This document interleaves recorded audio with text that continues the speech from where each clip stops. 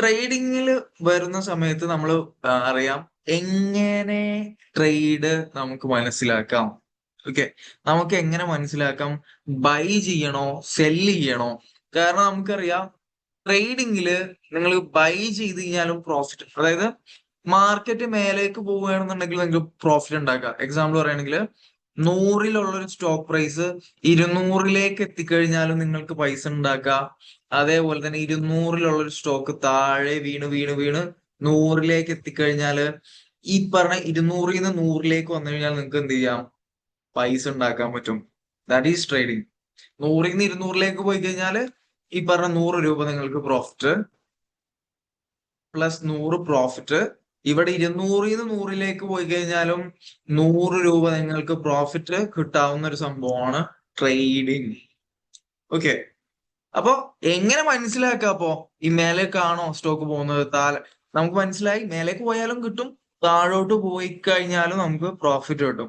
അപ്പൊ എങ്ങനെ മനസ്സിലാക്കാം ഒരു സ്റ്റോക്ക് മേലോട്ട് പോവോ താഴോട്ട് പോവോ? എങ്ങനെയാണ് ആ സ്റ്റോക്കിന്റെ മൊമെന്റ് എന്ന് എങ്ങനെ മനസ്സിലാക്കാം? അതാണ് next thing. The first thing, ഇന്നത്തെ സെഷനിൽ നമ്മൾ ഭയങ്കര കുറവ് കാര്യങ്ങൾ പറയുന്നുള്ളൂ. ഫസ്റ്റ് തിങ് ആണ് ജസ്റ്റ് സപ്പോർട്ട് ആൻഡ് റെസിസ്റ്റൻസ്. എല്ലാവർക്കും അറിയോ അല്ലെങ്കിൽ അറിയാത്തവരുണ്ടോ? സപ്പോർട്ട് ആൻഡ് റെസിസ്റ്റൻസ് മുതൽ പറയുന്നോ എന്ന് ജസ്റ്റ് ഒന്ന് ചാറ്റ് ബോക്സിൽ അപ്ഡേറ്റ് ചെയ്യുക. അറിയില്ല, നോ ഐഡിയ, അറിയില്ല. ഓക്കെ, കൂടുതൽ ആൾക്കാർക്കും അറിയില്ല. ഓക്കെ, സോ സിംപ്ലി ഞാൻ ആദ്യം ടെക്നിക്കാലിറ്റീസിലേക്ക് പോകുന്നതിന് മുമ്പ് ശ്രദ്ധിച്ച് കേൾക്കുക. ശ്രദ്ധിച്ച് കേട്ട് കഴിഞ്ഞാൽ വളരെ സിമ്പിൾ ആണ്.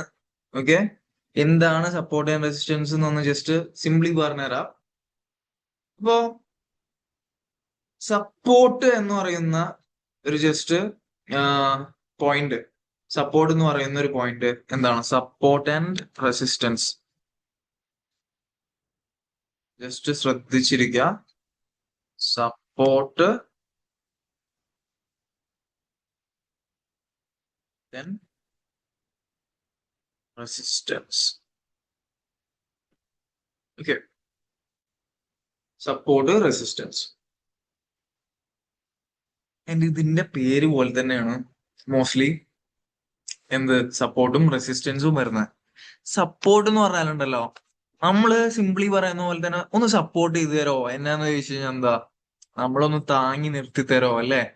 നമുക്കൊരു സപ്പോർട്ട് തരോ, ഇതല്ലേ സപ്പോർട്ടിന്റെ ഒരു മീനിങ് വരുന്നത്? കറക്റ്റ് അല്ലേ ഞാൻ പറയുന്നത്? നമ്മളെ ഒന്ന് ഒരാള് സപ്പോർട്ട് ചെയ്യാനുണ്ടായിരുന്നെങ്കിൽ എന്നൊക്കെ ചോദിക്കുന്ന അതേ സപ്പോർട്ട് തന്നെയാണ് ഇവിടുത്തെ മീനിങ്ങും വരുന്നത്. ഒന്ന് താങ്ങി നിർത്തുക. ഇവിടെ ആരെയാണ് താങ്ങി നിർത്തേണ്ടത്? പ്രൈസിനെയാണ് താങ്ങി നിർത്തേണ്ടത്, അല്ലെ? കാരണം നമ്മൾ ഡീൽ ചെയ്യുന്നത് എന്താണ്? ഒരു സ്റ്റോക്കിന്റെ പ്രൈസ്. ആ പ്രൈസിനെ താങ്ങി നിർത്തുന്ന ഒരു ഏരിയ തന്നെയാണ് സപ്പോർട്ട് എന്ന് വിളിക്കുന്നത്. അതേപോലെ തന്നെ റെസിസ്റ്റൻസ് എന്ന് വിചാരിച്ചു കഴിഞ്ഞാല് നമ്മള് മേലോട്ട് പോകുന്തോറും അടിച്ച് താഴ്ത്താൻ കുറെ ആൾക്കാരുണ്ടാവും, അല്ലെ? റെസിസ്റ്റ് ചെയ്യും, നമ്മുടെ ഗ്രോത്തിനെ റെസിസ്റ്റ് ചെയ്യുന്ന കുറെ ആൾക്കാരുണ്ടാവും ലൈഫില്. അതുപോലെയുള്ള പ്രൈസിനെ റെസിസ്റ്റ് ചെയ്യുന്ന, പ്രൈസിന് മേലോട്ട് പോവാൻ അനുവദിക്കാത്ത ഒരു ഏരിയയാണ് റെസിസ്റ്റൻസ് എന്ന് പറഞ്ഞാല്. ഓക്കെ ആണോ? ക്ലിയർ ആണോ? ആർക്കെങ്കിലും ഡൗട്ട് ഉണ്ടോ? ഇത്രയും പറഞ്ഞതിൽ ആർക്കെങ്കിലും ഡൗട്ട് ഉണ്ടോ? ക്ലിയർ ആണോ? Okay, clear. Thank you. Just repeat ചെയ്യണമെങ്കിൽ പറയാം. ക്ലിയർ. Okay, thank you. അപ്പൊ ഇതാണ് നമ്മൾ സപ്പോർട്ട് ആൻഡ് റെസിസ്റ്റൻസിന്റെ ജസ്റ്റ് സിമ്പിൾ എക്സ്പ്ലനേഷൻ. ഇനി ഇതിന്റെ ടെക്നിക്കാലിറ്റി.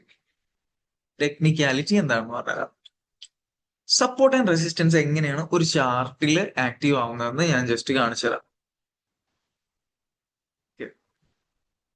ഒരു ചാർട്ടിന് എന്തുണ്ടാവും? രണ്ട് ലൈൻസ് ഉണ്ടാവും, എക്സ് ആക്സിസും വൈ ആക്സിസും. അപ്പൊ ഇതില് ഇപ്പോ സ്റ്റാർട്ട് ചെയ്യുന്നത് 100, അതേപോലെ തന്നെ 200, 400, 500, ഇങ്ങനെ ഒരു പ്രൈസ് റേഞ്ചിലാണെന്ന് വിചാരിക്കുക. ഓക്കെ, അപ്പോ ഞാൻ ഒരു സിമ്പിൾ എക്സാമ്പിൾ പറയുകയാണെന്നുണ്ടെങ്കിൽ, നിങ്ങളുടെ ഏറ്റവും സിമ്പിൾ ആയിട്ട് നമുക്ക് എങ്ങനെ പറയാൻ പറ്റും ഇതിനെ? ഒരു ചാള ഫിഷ് ഏറ്റവും നമുക്ക് ചീപ്പായിട്ട് കിട്ടുന്ന മത്തി അല്ലെ? ഈ മത്തിക്ക് ഒന്ന് കമന്റിൽ പറയോ നമുക്ക് എത്ര പ്രൈസ് വരെ ഒരു റീസണബിൾ പ്രൈസ് ആണ് മത്തിക്ക്? ഒന്ന് കമന്റ് ബോക്സിൽ പറയോ എല്ലാവരും? എത്ര പ്രൈസ് വരെ റീസണബിൾ ആയിട്ടുള്ള ഒരു പ്രൈസ് ആണ്? കമന്റ് ബോക്സിൽ ഒന്ന് ഷെയർ ചെയ്ത് നിങ്ങൾക്ക് എത്ര തോന്നുന്നു? 240 പറയുന്നുണ്ട്, 100 പറയുന്നുണ്ട്, 240 പറയുന്നുണ്ട്, 100 പറയുന്നുണ്ട്, വീണ്ടും 260 വരാൻ പറയുന്നുണ്ട്. ഓക്കെ, ഇപ്പൊ ഞാൻ പറയണ ഇപ്പൊ 100-ൽ എത്തുന്നത് കുറെ പേര് 100-ൽ പറയുന്നുണ്ട്. ഇവിടുന്ന് 50-ൽ നിന്ന് 100-ലേക്ക് എത്തി. 100-ൽ നിന്നും ഇപ്പൊ 240 എന്ന് പറയുമ്പോൾ 300 വരെ ഓക്കെ ആണെന്ന് എനിക്ക് തോന്നുന്നു. ആൾക്കാരുടെ റെസ്പോൺസ് അനുസരിച്ച് 300 വരെ ഇങ്ങനെ കൂടി കൂടി കൂടി മത്തിയുടെ വില ഡിമാൻഡ് കൂടി കൂടി കൂടി കൂടി എന്ത് ചെയ്യും? 300-ൽ എത്തും. കണ്ടോ ഇവിടെ ചാർട്ടില് 300-ൽ എത്തും. പ്രൈസ് 300-ൽ എത്തുമ്പോ ഉണ്ടല്ലോ, ഈ ഒരു ഏരിയയിൽ വെച്ചിട്ട് പിന്നെ മത്തി 300 കടന്നു കഴിയാൻ നോക്കിക്കഴിഞ്ഞാൽ, 300-ന്ന് ചാടാൻ നോക്കിക്കഴിഞ്ഞാല് അവിടുന്ന് ഇതിന്റെ ഡിമാൻഡ് കുറയും. ഓക്കെ, ഡിമാൻഡ് കുറഞ്ഞു കുറഞ്ഞു കുറഞ്ഞു കുറഞ്ഞു കുറഞ്ഞു വീണ്ടും അതൊരു 100 രൂപ ലെവലിലേക്ക് എത്തും. ഓക്കെ, ആൻഡ് ഈ 100 രൂപയിൽ എത്തിക്കഴിഞ്ഞാലോ ആൾക്കാർക്ക് 100 രൂപയുള്ളൂ അല്ലെ മത്തിക്ക്, ഇപ്പൊ അത് ലാഭമാണെന്നുള്ള രീതിക്ക് ആൾക്കാർ കൂടുതൽ ഇവിടുന്ന് വാങ്ങി തുടങ്ങും. കൂടുതൽ വാങ്ങി തുടങ്ങിക്കഴിഞ്ഞാൽ ഇതിന്റെ ഡിമാൻഡ് കൂടും.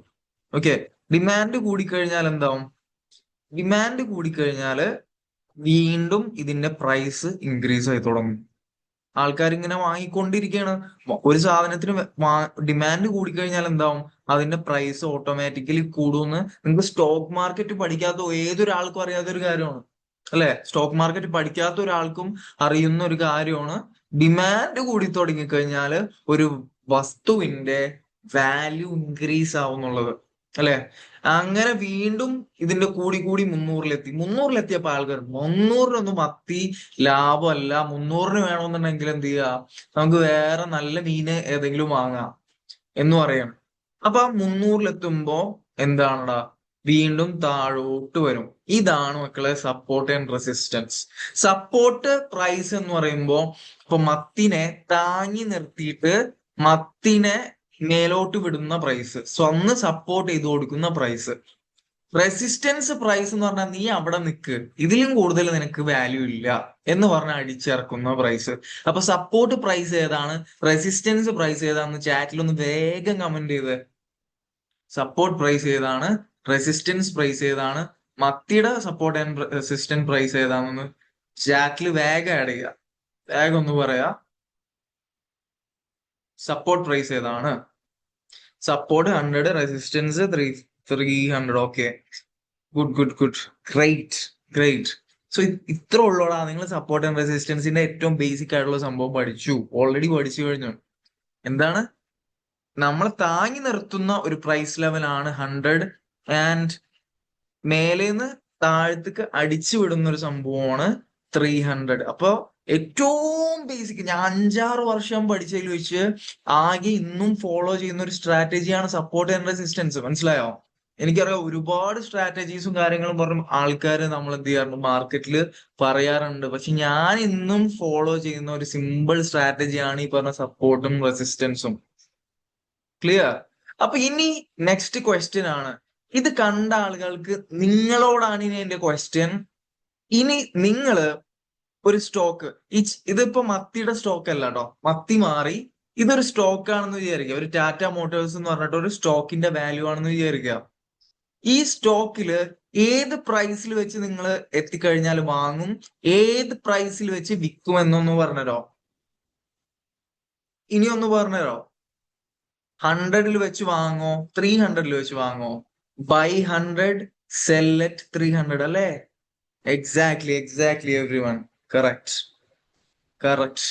കാരണം ഇനി ഇത് കണ്ടോ, ഇനിയിപ്പോ ഇതിപ്പോ 100-ലാണ്, 100-ൽ എത്തി പ്രൈസ്. ഇനി ഇവിടെ നിന്ന് നമ്മൾക്ക് എന്തുണ്ട്? ബൈയിങ് ഓപ്പർച്യൂണിറ്റി ഉണ്ട്, ബൈയിങ് ഓപ്പർച്യൂണിറ്റി ഉണ്ട്. ഇവിടെ നിന്ന് നിങ്ങൾക്ക് ഒരു ബൈ ചെയ്തിട്ട് എവിടെ വരെ പോവാ? 300 എത്തുമ്പോ വിറ്റ് 200 പ്രോഫിറ്റ് ഉണ്ടാക്കുക.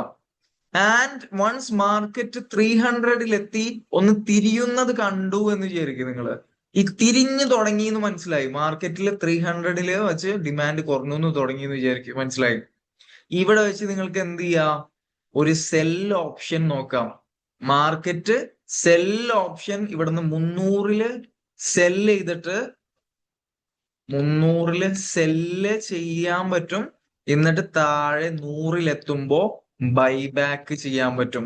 ഇതിനെ കുറിച്ച് ഞാൻ ഡീറ്റെയിൽഡ് ആയിട്ട് കുറച്ചും കൂടി പറഞ്ഞുതരാം. കുറെ ആൾക്കാർക്ക് കൺഫ്യൂഷൻ ഉണ്ടാവും. ആദ്യം അങ്ങനെ ഇപ്പൊ 100 ബൈ ചെയ്തിട്ട് 300 സെല്ല് ചെയ്യണത് എല്ലാവർക്കും കൺഫ്യൂഷൻ ഉണ്ടാവില്ല. 300 സെല്ല് ചെയ്തിട്ട് 100 ബൈ ചെയ്യുന്നത് കുറെ പേർക്ക് കൺഫ്യൂഷൻ ഉണ്ടാവും. അതിനെ കുറിച്ചുള്ള ഡീറ്റെയിൽഡ് വീഡിയോ നമ്മൾ അടുത്ത സെഷനിൽ ഉണ്ടാവും. യെസ്, ഇത് സ്റ്റോപ്പ് ലോസും ടാർജറ്റും വെച്ചിട്ട് ട്രൈ ചെയ്യാൻ പറ്റും. അതിനുള്ള സെഷൻ നമ്മൾ നെക്സ്റ്റ് വീഡിയോയിൽ കാണിച്ചു തരാം. എങ്ങനെ ഒരു പ്രോപ്പർലി സ്റ്റോപ്പ് ലോസ് വെക്കാൻ പറ്റും, ലോജിക്കലി സ്റ്റോപ്പ് ലോസ് വെക്കാൻ പറ്റും, അതേപോലെ തന്നെ ടാർജറ്റ് എത്ര ഫിക്സ് ചെയ്യാൻ പറ്റും. ഇതിന്റെ റിയൽ ലൈഫ് എക്സാമ്പിൾ നമ്മൾ അടുത്ത സെഷനിൽ കാണിച്ചു തരാം. അപ്പൊ ഇത്രയും കാര്യം, അതായത് ഞാൻ സീരിയസ്ലി പറയുന്നു, ഏറ്റവും സിമ്പിൾ ആയിട്ടുള്ള ഒരു സ്ട്രാറ്റജിയാണ്. പക്ഷെ മാർക്കറ്റിൽ ഞാൻ 5-6 വർഷത്തിനിപ്പുറം കുറെ സ്ട്രാറ്റജീസ് പഠിച്ചിട്ട് ഞാൻ മനസ്സിലാക്കിയ ഒരു സാധനം, ഇന്നും എന്നും മാർക്കറ്റിൽ വർക്ക് ചെയ്യുന്ന ഒരു സ്ട്രാറ്റജി, അത് സപ്പോർട്ട് ആൻഡ് റെസിസ്റ്റൻസ് ആണ്. ഓക്കെ, അപ്പോ ആബ്സല്യൂട്ട് ബിഗിനേഴ്സിന് ഇതിനൊരു ഐഡിയ കിട്ടിയോ? അതായത് സ്റ്റോക്ക് മാർക്കറ്റിനെ കുറിച്ച് ആദ്യമായിട്ട് അറിയുന്ന ആൾക്കാർക്ക് ഇതിനെ കുറിച്ച് ഒരു ഐഡിയ കിട്ടിയോ? എങ്ങനെയാണ് ഒരു പ്രൈസിന്റെ വാല്യൂ മേലോട്ട് പോവാ അല്ലെങ്കിൽ താഴോട്ട് പോവാന്ന് പ്രെഡിക്റ്റ് ചെയ്യാൻ പറ്റുന്ന ഒരു simple idea. Okay, everyone good response ആണ്. Happy to hear. അപ്പൊ ഇതാണ് നമ്മളുടെ ഫസ്റ്റ് സെഷൻ വരുന്നത്. ഏറ്റവും മേജർ ആയിട്ടുള്ള ടോപ്പിക് സപ്പോർട്ട് ആൻഡ് റെസിസ്റ്റൻസ് നമ്മൾ ക്ലിയർ ആക്കി പോയി. ആൻഡ് ഇത് ഏറ്റവും മേജർ ആയിട്ടുള്ള ഒരു ഏരിയ ആയിരുന്നു. അപ്പൊ അതെല്ലാവർക്കും മനസ്സിലായി എന്ന് കേട്ടതിൽ വെരി ഹാപ്പി. ഓക്കെ, അപ്പോ തുടർന്ന് നമ്മളുടെ ക്ലാസ് ഇതേപോലെ ഇനി ഷോർട്ട് സെഷൻസ് ഉണ്ടാവുള്ളൂ. ഒരു 15 to 20 മിനിറ്റ്സിന്റെ ഇടയിൽ സെഷൻസ് ഉണ്ടാവുള്ളൂ. അപ്പൊ നമ്മള് ഗ്രൂപ്പിൽ അറിയിക്കും. അപ്പൊ കമ്മ്യൂണിറ്റി സ്ട്രോങ് ആയിരിക്കുക. നിങ്ങൾ സ്ട്രോങ് ആയി ഡിസിപ്ലിൻഡ് ആയിട്ട് നോട്ട്സ് പ്രിപ്പയർ ചെയ്യുക. നിങ്ങൾക്ക് മനസ്സിലായത് എന്താണോ അത് പ്രിപ്പയർ ചെയ്ത് എനിക്ക് അയച്ചു തന്നു കഴിഞ്ഞാല് നമ്മൾ ഫൈനൽ കമ്മ്യൂണിറ്റിയിലേക്ക് അവരെ മാത്രം ആഡ് ചെയ്യും. ആ കമ്മ്യൂണിറ്റിയിൽ നമ്മൾ എല്ലാവിധ സപ്പോർട്ടും, അതേപോലെ തന്നെ നിങ്ങളൊരു പ്രോഫിറ്റബിൾ ട്രേഡർ ആക്കാൻ നമ്മൾ മാക്സിമം റെഡിയാക്കിയിരിക്കും, നമ്മൾ ശ്രമിച്ചിരിക്കും. ഓക്കെ, അപ്പൊ അത് പ്രോപ്പർലി ചെയ്യുക. ആൻഡ് ദെൻ കമ്മ്യൂണിറ്റിയിൽ നല്ല രീതിയിൽ ആക്റ്റീവായിട്ട് നിൽക്കുക. നമ്മള് ട്രേഡിങ് മാത്രം ഇങ്ങനെ ചെയ്ത് ഇതിൻ്റെ ഉള്ളിൽ നിൽക്കരുത്. നമ്മൾ ആക്റ്റീവ് ആയിരിക്കണം, ആൾക്കാരായിട്ട് ഇന്ററാക്ട് ചെയ്യണം. കാരണം പല ആൾക്കാർക്കും എന്തായിരിക്കും പല രീതിക്കുള്ള സ്ട്രാറ്റജീസ് ഉണ്ടാവും, അല്ലെ? പല ഐഡിയാസ് ഉള്ളവരുണ്ടാവും. അപ്പൊ ആ ഐഡിയാസും കാര്യങ്ങളൊക്കെ ഓരോരുത്തർക്കും എന്ത് ചെയ്യാൻ പറ്റും? ഷെയർ ചെയ്ത് കൊളാബറേറ്റ് ചെയ്ത് അങ്ങോട്ടും ഇങ്ങോട്ടും പറഞ്ഞു തരണമെന്നുണ്ടെങ്കിൽ നിങ്ങൾ ഗ്രൂപ്പിലും കാര്യങ്ങളിലൊക്കെ ആക്റ്റീവ് ആയിരിക്കണം. ഓക്കെ, അപ്പൊ അത് ഭയങ്കര ഇമ്പോർട്ടന്റ് ആണ്. ഞാൻ റീൽസിൽ പറഞ്ഞതുപോലെ തന്നെ ട്രേഡിങ്ങില് ഈ ഒരു ലോൺലിനെസ് എന്താണ് കുറക്കാൻ വേണ്ടിയിട്ടാണ് നമ്മൾ മാക്സിമം നോക്കുന്നത്. അപ്പൊ അതിന് നല്ലൊരു ഫ്രണ്ട്ഷിപ്പ് സർക്കിൾ ട്രേഡിങ്ങിന്റെ ഉള്ളിൽ തന്നെ ഉണ്ടായിരിക്കണം. ഫൈനൽ ഗ്രൂപ്പും ഫ്രീ ആയിരിക്കും. യെസ്, ഫൈനൽ ഗ്രൂപ്പും ഫ്രീ ആയിരിക്കും. പക്ഷേ പ്രൊവൈഡഡ് ദാറ്റ് നിങ്ങൾ കറക്റ്റ്ലി ഫോളോ ചെയ്ത് പോകുന്നുണ്ടെങ്കിൽ. കാരണം അവർക്ക് മാത്രം ഫൈനൽ ഗ്രൂപ്പ് ഉണ്ടാവുള്ളൂ, ആക്സസേ ഉണ്ടാവുള്ളൂ. ഓക്കെ, സോ ഓൾമോസ്റ്റ് എല്ലാവർക്കും ക്ലിയർ ആയെന്ന് വിചാരിക്കുന്നു ഇന്നത്തെ സെഷൻ. സോ നമ്മൾ വൈൻഡ് അപ്പ് ചെയ്യാണ് ഗൈസ്. അടുത്ത സെഷൻസ് എല്ലാ കാര്യങ്ങളും എന്തായിരിക്കും, നിങ്ങളുടെ അപ്ഡേറ്റ്സും കാര്യങ്ങളും ഞാൻ ഗ്രൂപ്പിലേക്ക് അറിയിക്കും. അപ്പൊ അതിനനുസരിച്ച് നോട്ട്സ് പ്രിപ്പയർ ചെയ്യുക.